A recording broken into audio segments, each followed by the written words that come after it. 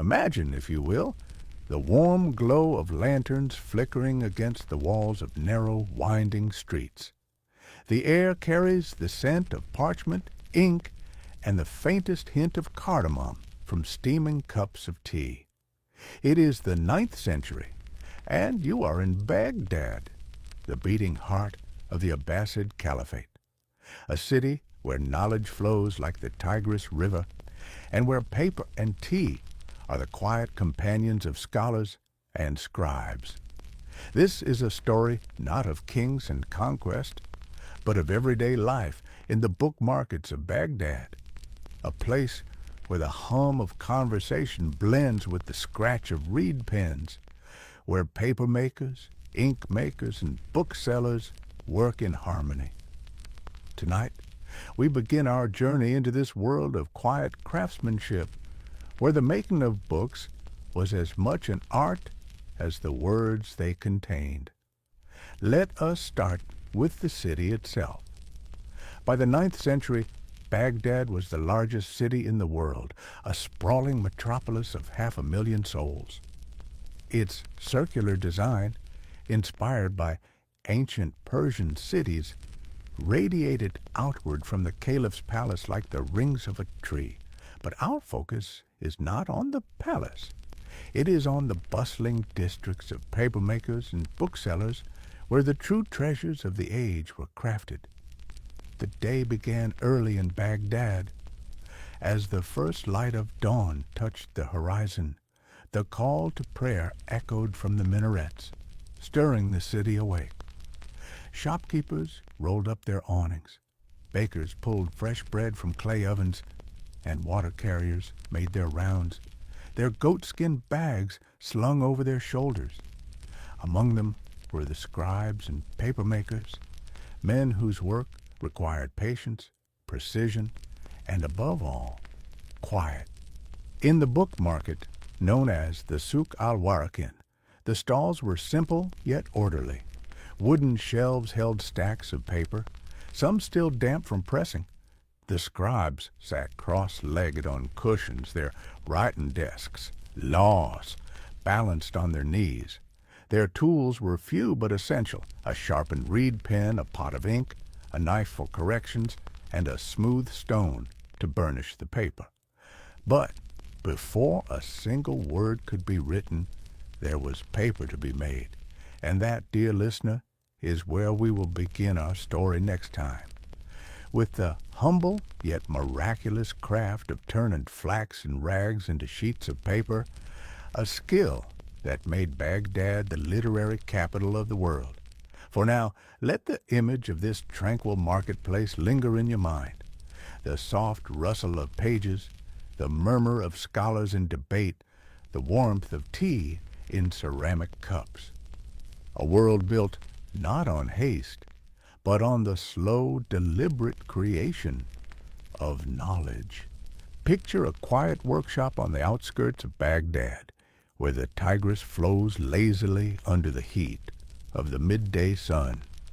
Here, in a shaded courtyard, a papermaker kneels beside a large stone basin, his hands moving rhythmically through the water. Floating in it are thin, fibrous strands, discarded linen, hemp, even old ropes, soon to be transformed into something precious, sheets of paper. This was the heart of Baghdad's book culture. Before scribes could write, before scholars could debate, before books could be bound, there had to be paper. And in the 9th century, paper makers was still a relatively new craft in the Islamic world, brought from China by way of Silk Road traders and perfected in the workshops of Samarkand before reaching Baghdad. The process began with rags, old tunics, sails, even discarded manuscripts too damaged to salvage. These were sorted by fiber: linen for the finest paper, hemp for the sturdier sheets. The rags were soaked in water and lime for days, softening them until they could be beaten into pulp. This was hard, repetitive work.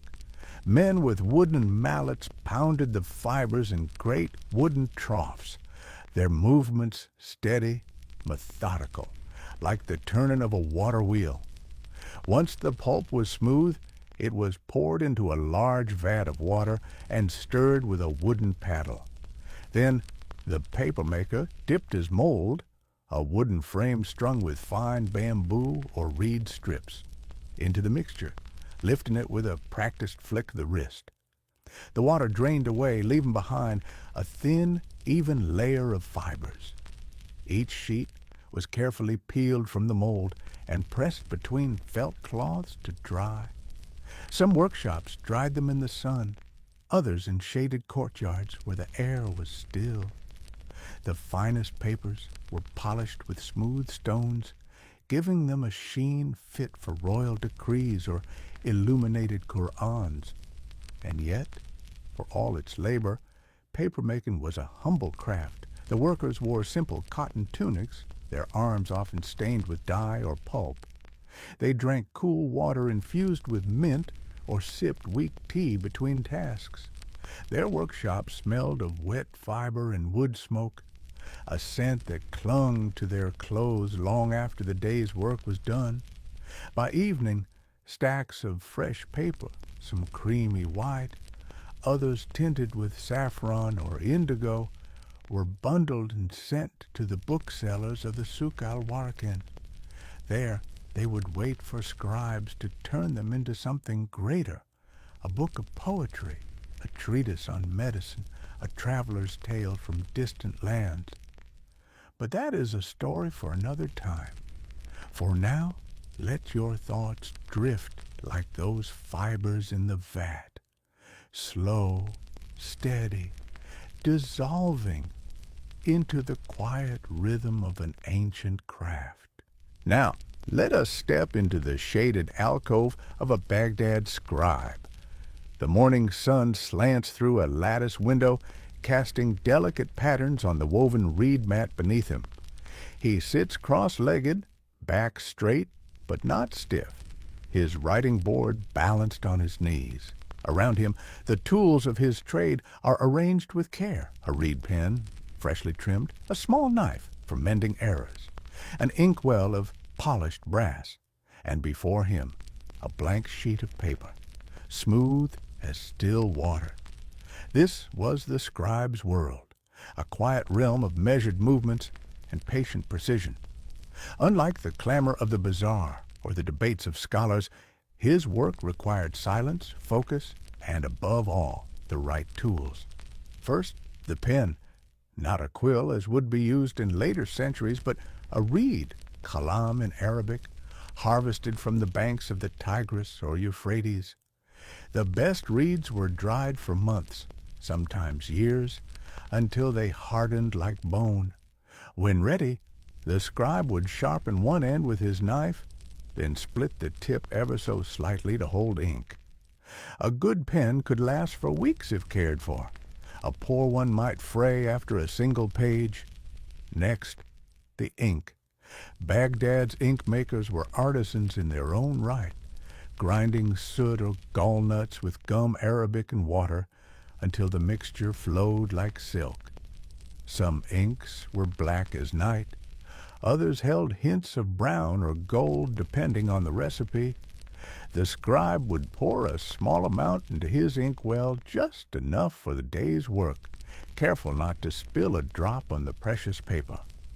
Then the paper itself.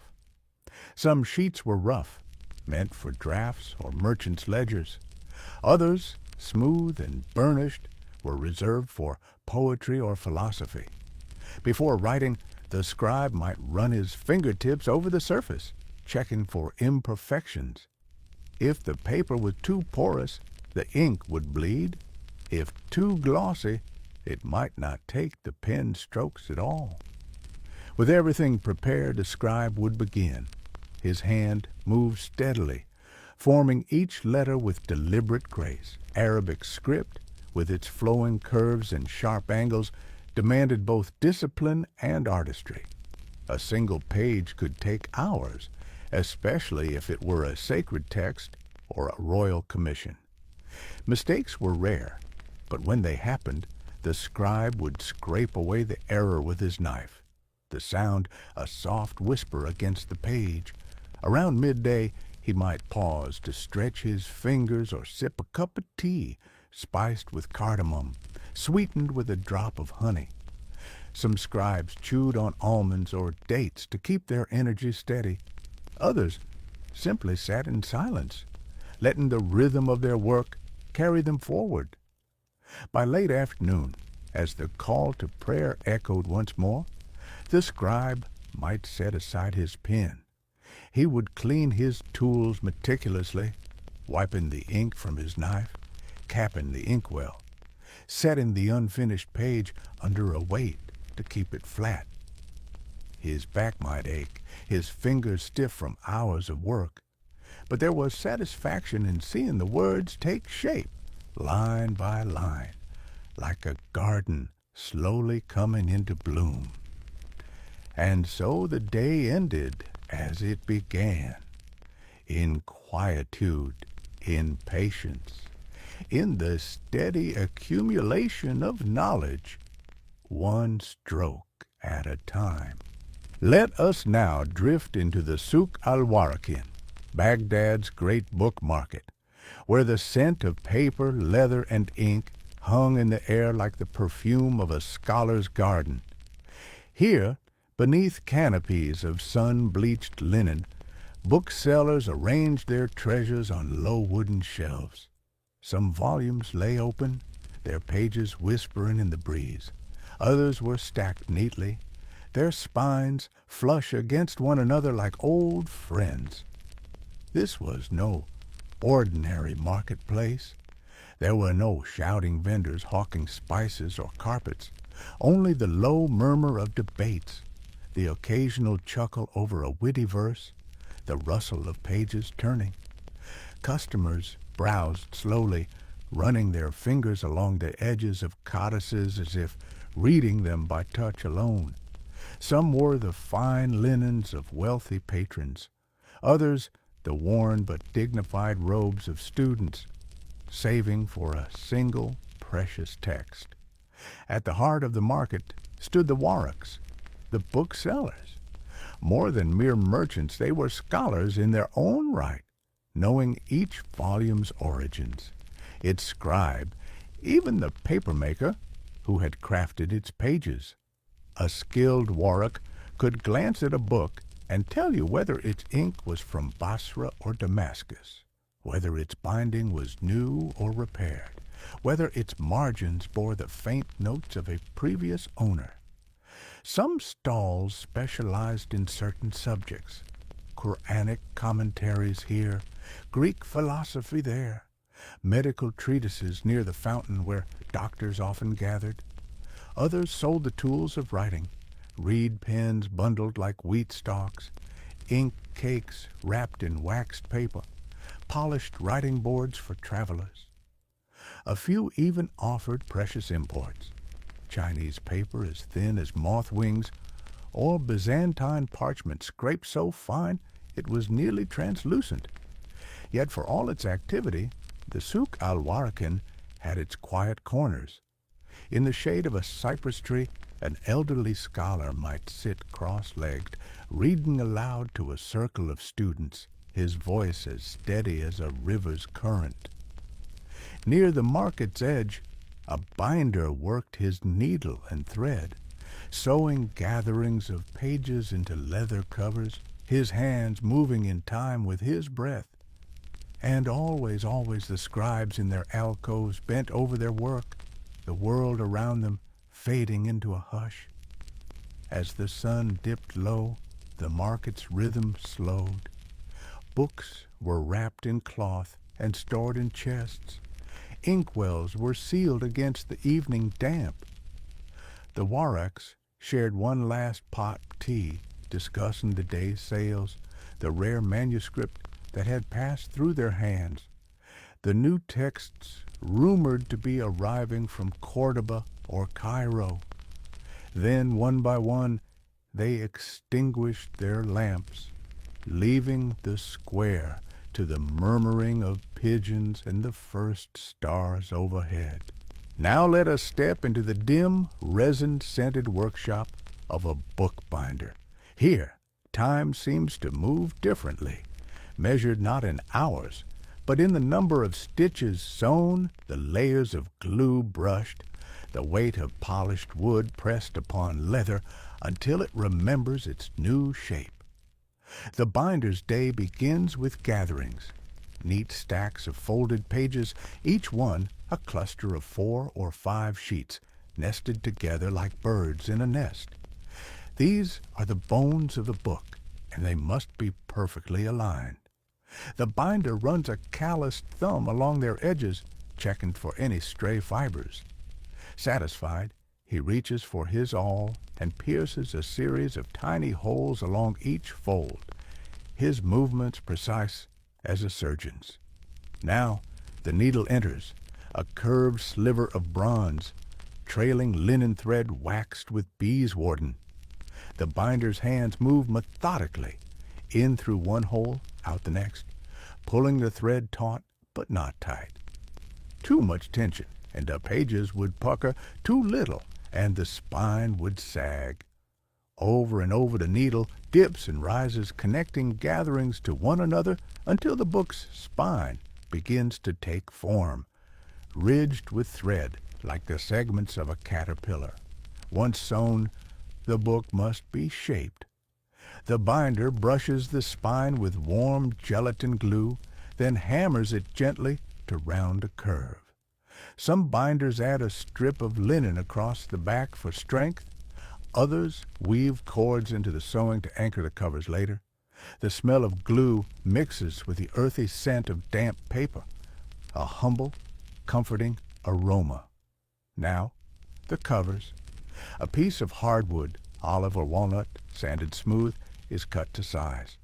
The binder measures twice, then planes the edges until they are softer than a well-worn coin. Leather follows, goatskin, often soaked in water until pliable. The binder stretches it across the boards, folding the excess over the edges like tucking a child into bed. He works quickly before the leather dries, smoothing out wrinkles with a bone folder. Finally, the moment of union. The sewn pages are fitted into their covers, their spine glued against the leather's inner curve. The binder places the book under a stack of smooth stones, leaving it to dry overnight. By morning, what was once a pile of loose pages will have become an object meant to outlive its maker, to be held in other hands in other centuries. Now, let us enter a room where the air is thick with the quiet intensity of thought. Here, in a sunlit corner of a Baghdad scholar's home, a translator bends over his desk, surrounded by manuscripts in Greek, Syriac, Persian, and fresh sheets of paper awaiting Arabic script. His work is neither swift nor simple, for he moves not just between languages, but between worlds. The translator begins, as all translators must, by reading. Slowly. His lips move slightly as he sounds out the foreign words, testing their shape. Sometimes he pauses to consult a lexicon, a well-worn volume where previous scholars have penciled alternative meanings in the margins. A single Greek term might require a full Arabic phrase to capture its essence. A Persian metaphor might need to be gently reshaped to bloom in another tongue. His tools are few: ink, pen, and patience. But his true instruments are memory and intuition. He knows that to translate is not merely to substitute words, but to listen, to hear the whisper behind the text, the rhythm of the original author's thoughts. A medical treatise from Galen must remain precise. A line of Plato's philosophy must still lift the mind upward. Around him, the house breathes softly. A servant brings tea, steam curling from the cup. In the courtyard below, a fountain murmurs. These sounds do not disturb him. They are the backdrop against which his concentration deepens, like a scribe's hand steadying with each stroke. Hour after hour, the pages fill. Sometimes he debates a choice with himself, murmuring alternatives aloud. Occasionally, he sets a troublesome passage aside to revisit later when the mind is fresh. There is no rushing this work. A single page might take a morning. A dense philosophical text could occupy years. By evening, his back aches. His eyes tire. He caps the inkwell, sets the pen aside. The translated pages are stacked neatly, weighted under a smooth stone to keep them flat. Tomorrow, he will review them with fresh eyes, reading aloud to catch any awkwardness in the flow, any stumble in the dance between languages. And so the great conversation continues, Aristotle speaking through Arabic, Persian poetry finding new voice, Indian mathematics unfolding in fresh terms. Not a word is lost, only reborn. Come now into the hush of an illuminator's studio, where sunlight slants through pierced latticework, dappling the work table with tiny stars. Here, time slows to the pace of a single brushstroke, each movement deliberate, each breath measured. Before the illuminator lies a nearly finished Quranic page, the black ink of its calligraphy already dry. Now comes the transformation, the alchemy that turns pigment into radiance. First, the gold. With a bone knife, the illuminator lifts a wafer-thin leaf from its leather booklet, the fragile sheet trembling like a living thing. A drop of honey water is brushed onto the parchment, where the first ornament will shine. Perhaps a vine curling around the opening basmala, or a starburst framing a verse. The gold is laid gently over the dampness, then burnished with an agate stone until it gleams like captured sunlight. Excess flakes are gathered carefully. Not a speck is wasted. Next, the colors. Pigments wait in tiny seashells along the table's edge. Lapis lazuli from Badakhshan, ground for months to achieve that perfect celestial blue vermilion, powdered from cinnabar, as vivid as pomegranate seeds, malachite green, earthy and cool. For leaves that seem to sway on the page, each is mixed with a binder, gum arabic or egg white, until it flows like silk from the brush. The illuminator's hand hovers just above the surface, never resting on the parchment. A single misstroke could mean scraping away hours of work. For the finest details, the tendrils of an arabesque, the dots on a diacritical mark, a squirrel hairbrush is used, its tip sharpened to a single bristle. The illuminator sometimes holds her breath during these strokes, her pulse slow as a hibernating creature's. Around her, the studio smells of honey and minerals with the faintest tang of vinegar used to clean brushes between colors.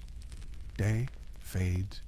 The illuminator covers her pigments with damp cloths to keep them workable tomorrow.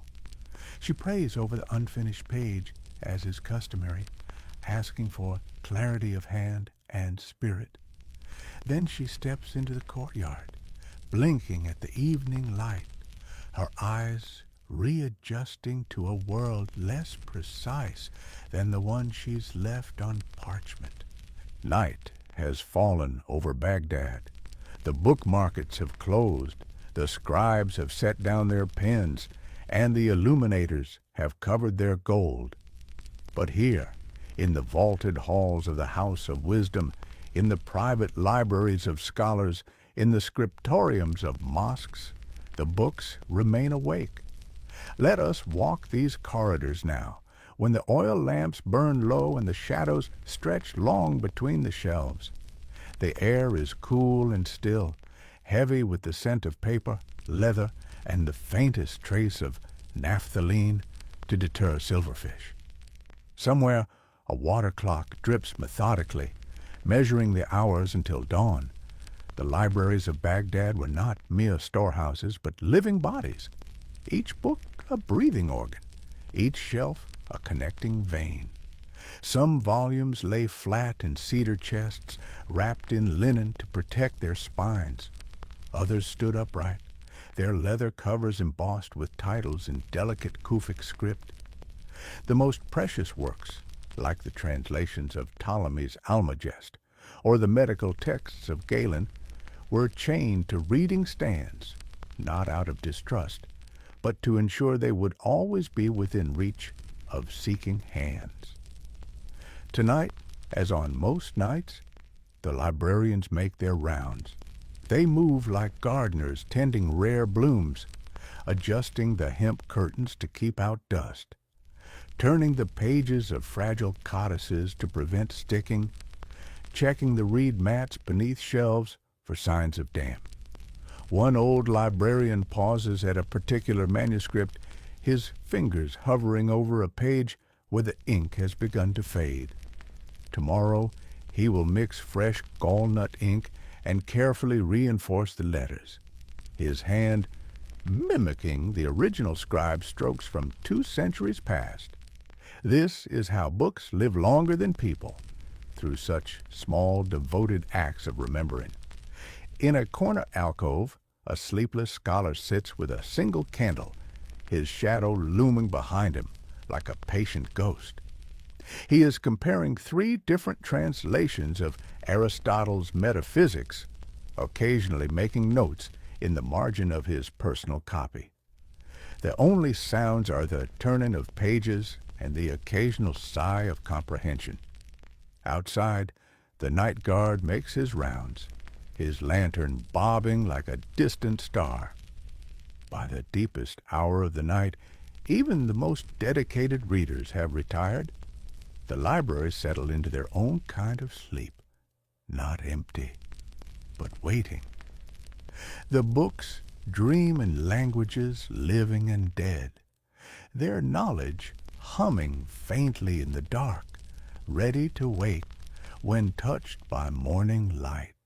As the first pale light seeps over the Tigris, Baghdad's scholars' quarter stirs with the quiet industry of those who live by thought as much as bread. The narrow streets between courtyard houses smell of baking dough and the bitter perfume of morning coffee brewing, a new luxury brought from Yemen, still strange to some, but cherished by those who need clear thoughts before dawn. In a modest home with thick mud brick walls that stayed cool through the night, a philosophy teacher wakes. His morning ritual is precise. First, the washing of face and hands in copper basin, then the unrolling of his prayer mat toward Mecca. Finally, the careful arrangement of his writing tools on the low desk near the window where the light is best. Downstairs, his wife, a mathematician in her own right, though few outside their circle know this, kneads the last of yesterday's dough into flat rounds.